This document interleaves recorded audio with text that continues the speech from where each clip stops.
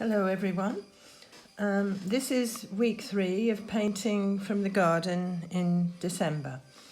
There are many dried and shriveled flowers and plants in my garden which have taken on some amazing colours and shapes, and so at the moment today I've chosen to paint a hydrangea which has changed colour and has now got some lovely warm browns in the petals, as you see here.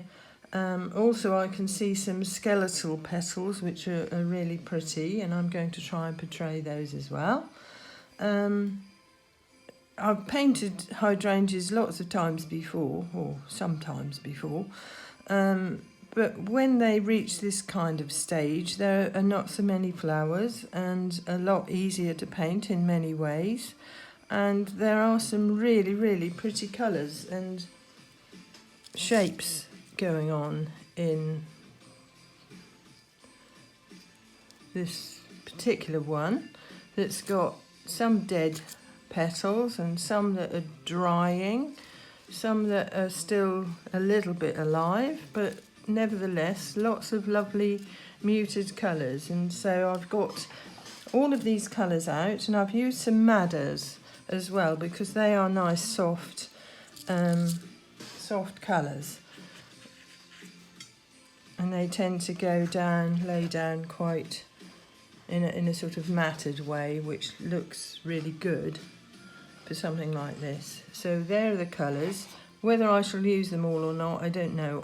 I thought I could see all of those colours actually in the plant, so we'll see.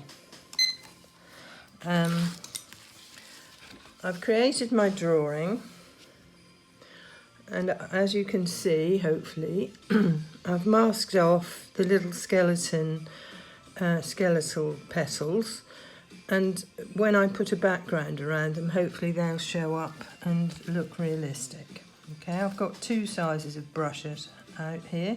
I've got a 5 and a 7, and I've got some of my colours out, making them look nice and juicy.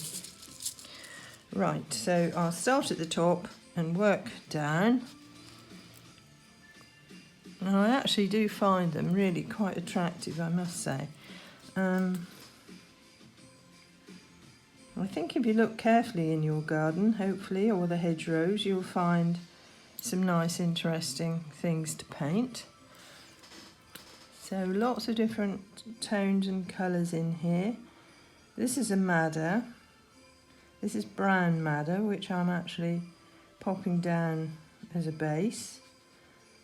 I've also masked off a few veins, but tried not to overdo it because I don't like too much masking fluid being used, because it never tends to work as well for me sometimes as I would like it to. Going to change to my bigger brush. So I've just dotted one colour on top of another here, which hopefully will start to look textured, and popping a little ultramarine blue on the top of that to create some nice darks. And each petal is looking different to the next, so quite a job really to get all of those different tones and colours in, but hopefully we'll end up with something nice. I've also painted these with class, and so I'll show you some others that I did at the end.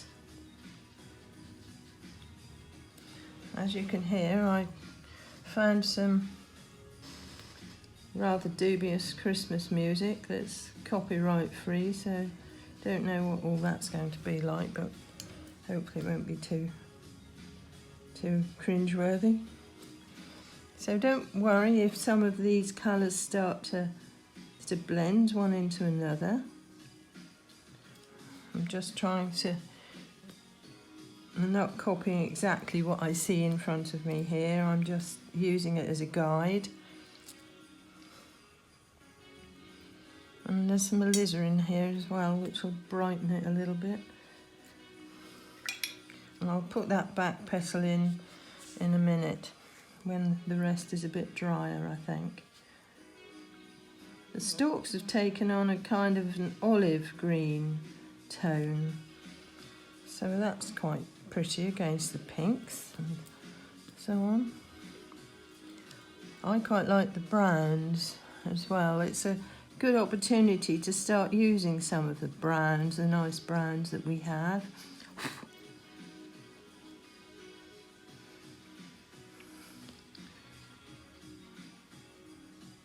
This is burnt umber and a little bit of burnt sienna going on the top.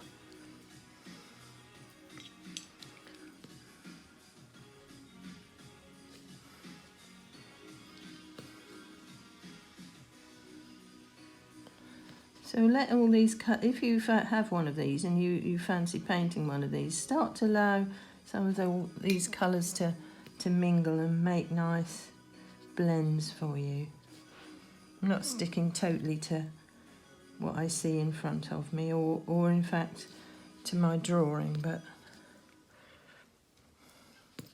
trying to loosen it up a little bit as well.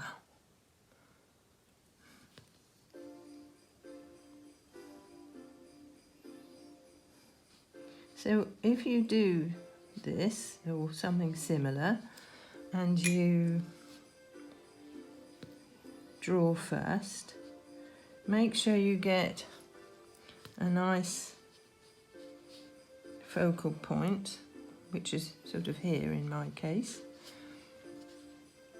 and draw that first and work out from it, creating just a nice shape. I haven't actually created the shape that I see in front of me, and I've left out these little twiggy bits that have the buds on because I really don't want to, on this occasion, put them in.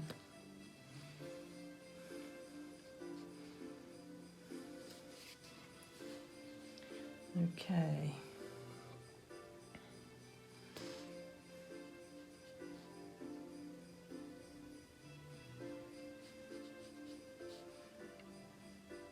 It's amazing what you'll find in the garden or the hedgerow that will have taken on different colours and shapes from when they were first blooming.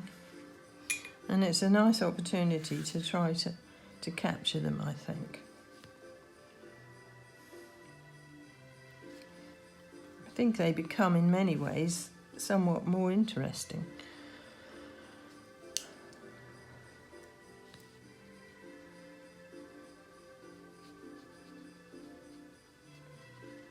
Doesn't sound very Christmassy, does it? This is the madder again.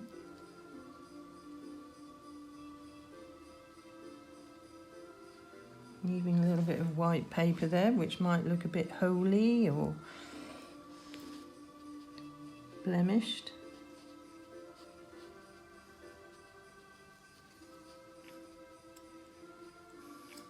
I'll try to get the whole thing finished so you can see the finished result, but I'll probably have to stop to carry on and do some without the camera on.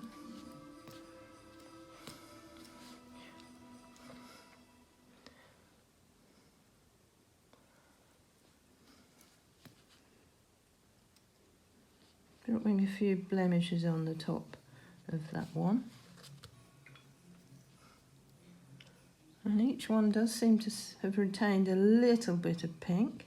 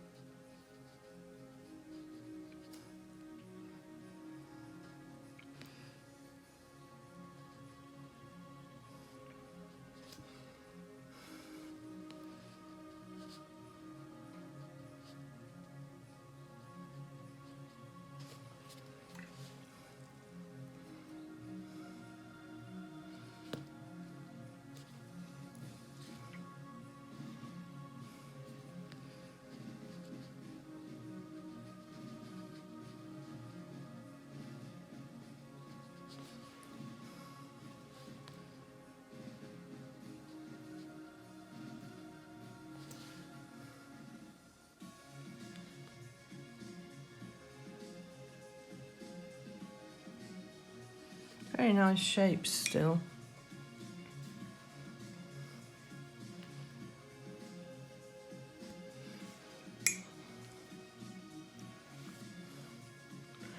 Right, this one's got quite a sort of greeny undertone. So I'm going to put a very light wash of the olive green down first, and then dot in a little bit of the madder. Not a colour I use very often, but it is a good colour and it's certainly good for this one. And actually I think when I start putting background on, I'll probably use the madder and the ultramarine blue together, which will make a sort of grey, bluey grey. Lots of different ways to make grey, and it's always better to use, if you want a nice light pretty grey, it's always a better idea to mix your colours rather than to take the colour straight from a tube. The only grey I tend to take straight from a tube on occasions is the Payne's grey. Very occasionally Davies grey, but it is nice to mix the greys. And you can get variation in the tones as well. So I've overlapped all around the focal point, which will give strength to the picture. So always think about overlapping where you have a nice focal point to make.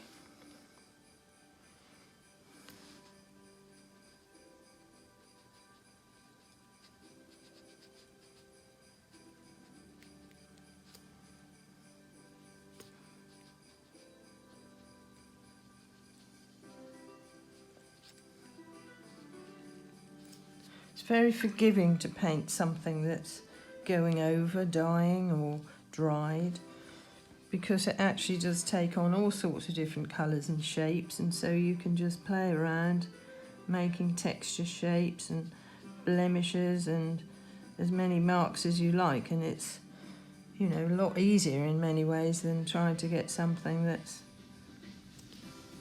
looking more perfect.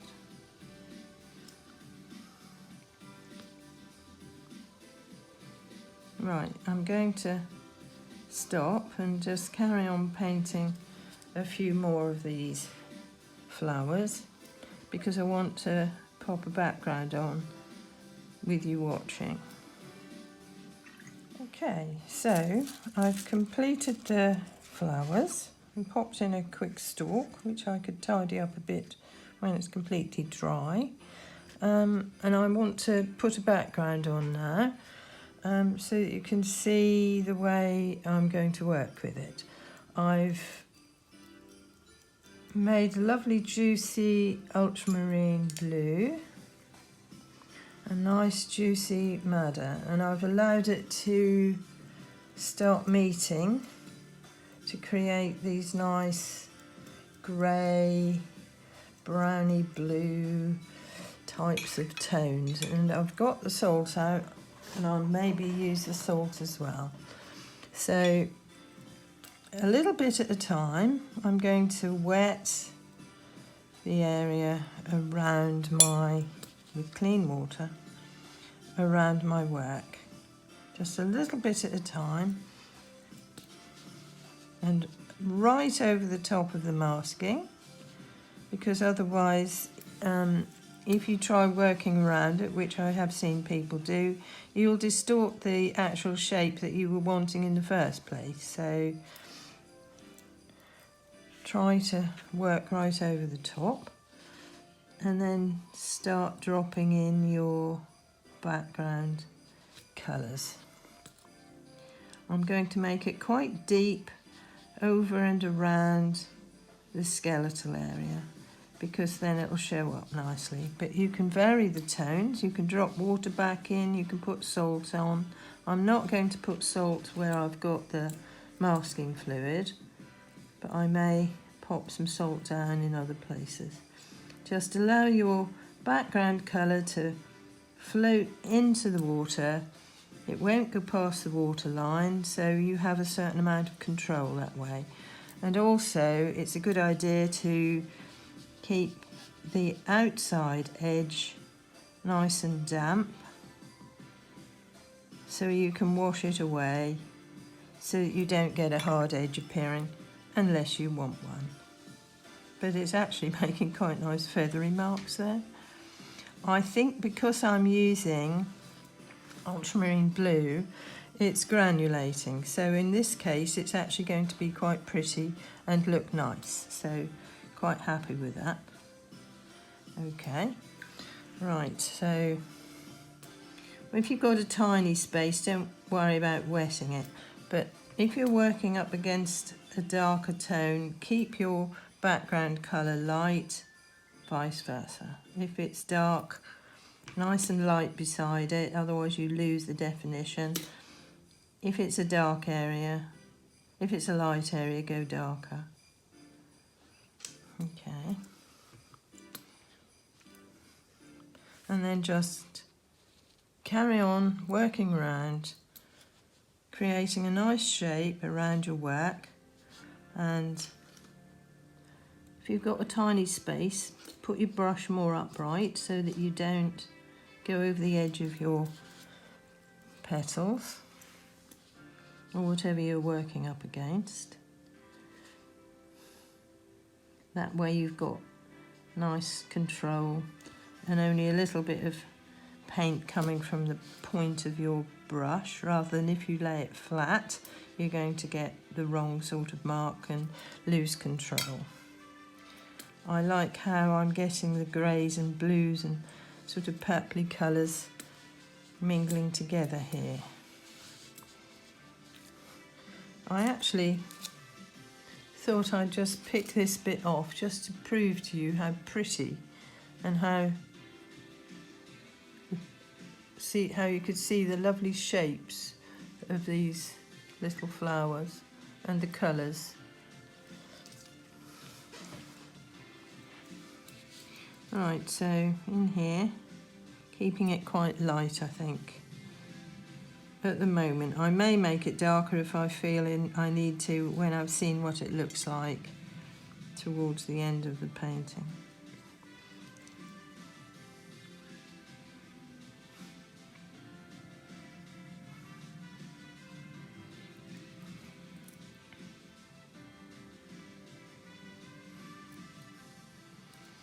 If you've got one colour going on one side of a piece of work, take it through to the other side rather than having this little space, one tone, and that another, because then it starts to look like patchwork and is confusing for the eye, so be careful about that.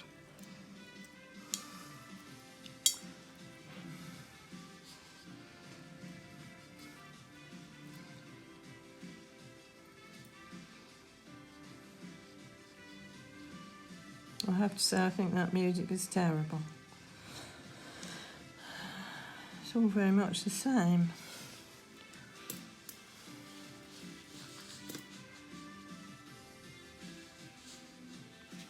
So, popping a little bit of salt on here now, because it's damp still, and I can.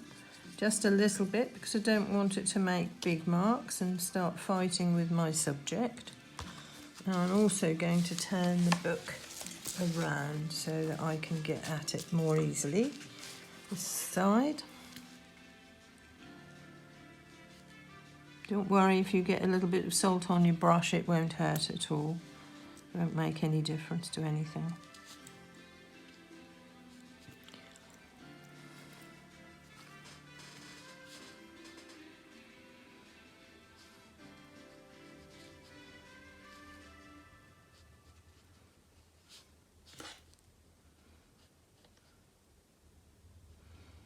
So this is ultramarine blue and brown madder. You can use ultramarine blue and burnt sienna, raw umber, raw sienna, any of those colours. They all end up making you sort of bluey greys. But I'm using the madders today because they're nice and soft, and I wanted to use the rose madder in the flowers.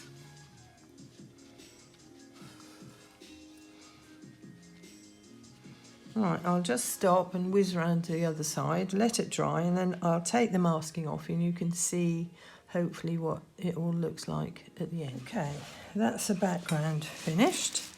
And I put the cold hairdryer on it, remembering that the masking fluid doesn't really like heat. I think the salt's finished making its marks. It's still slightly damp, but let's see what happens. My little skeleton petals are showing up. So this should now start bringing some light back into the picture.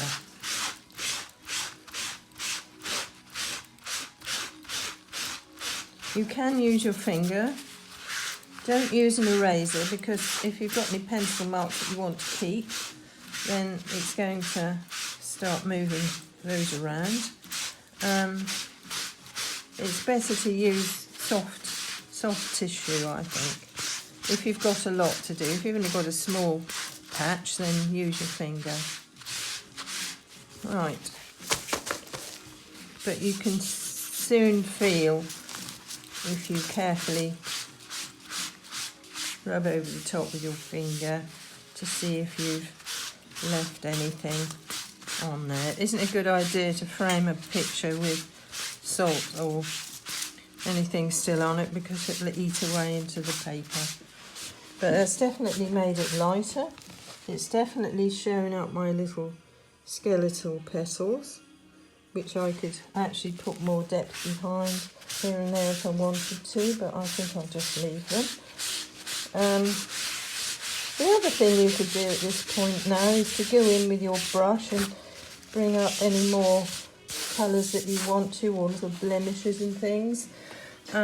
Or if you feel you've lost definition where you want to get it back, you could get your pen out perhaps and make just a few marks in, bring the stalk up, in the focal area. That's all entirely up to you.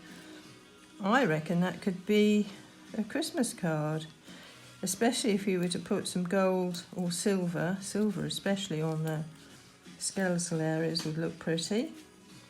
So that's that one. I'll show you some others that I did earlier in class as a demo. That was a demo for class.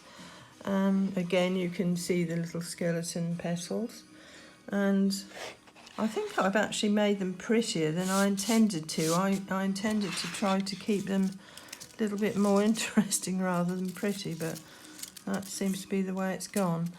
Those are little skeletal ones. This is another one that I did, and I actually did put some silver paint on the top to, just to give it a little bit of a sparkle, which probably on the screen you can't see, and sort of indicated the centre there.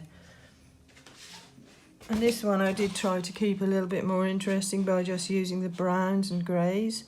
That was a small hydrangea bush, and put a few leaves in. And so, yeah, you could put leaves in if you wish. So I hope you'll find something, if not a hydrangea, something similar perhaps, to create a little picture with, or a card. I think that's turned out okay. Yes, I hope you'll find something nice and interesting and inspiring in your garden, in the hedgerows. You have to look carefully to see the beauty. And it's amazing how beautiful sometimes dried and dying flowers are when you look at them closely. So, do that. And they can be quite forgiving to paint as well, as I said. It can also be very helpful to paint familiar subjects, but with a difference, if you see what I mean. It's all going to make life easier for you. And I hope you can find time amid your Christmas preparations to take yourself away and relax a little bit with your painting. So happy Christmas everyone, and wishing you all a happy and healthy new year.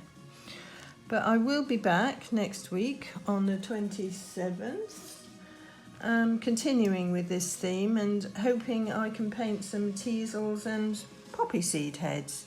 And perhaps I will use gold and silver gouache, which will be a bit different. Have a lovely time everyone. Thank you. Bye-bye.